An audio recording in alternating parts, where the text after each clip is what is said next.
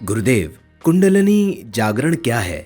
कुंडलिनी का जागरण मैं बता चुका हूँ। पृथ्वी तत्व की समस्त शक्ति का आपको ज्ञान हो जाना और उसका उपयोग करने की क्षमता प्राप्त हो जाना ही कुंडलिनी का जागरण। मूलाधार में निवास करती है, सोई पड़ी है। मूलाधार चक्र पृथ्वी तत्व का सूचक है। पृथ्वी की समस्त शक्ति ही कुंडलिनी शक्ति है। क्या योग का अंतिम लक्ष्य समाधि है? समाधि अंतिम लक्ष्य नहीं है, एक चैप्टर का पूरा हो जाना है और अगले चैप्टर की शुरुआत होना है। यात्रा कभी खत्म नहीं होती। गुरुजी, द्वैत रहित चेतना की स्थिति क्या है?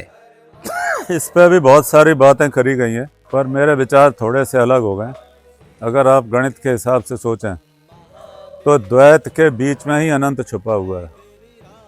आप डिजिटल नंबर 1 से अगर डिजिटल नंबर 2 की यात्रा करेंगे और दशमलव का प्रयोग करते चले जाएंगे तो आप अनंत का अनुभव करेंगे, कभी डिजिटल नंबर 2 तक पहुंच ही नहीं पाएंगे।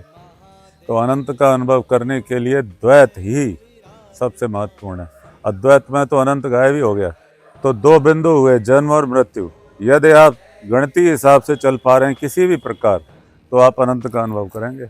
जीवन आपका अनंत हो सकता है सिर्फ इसी बात को समझ लेने मात्र से।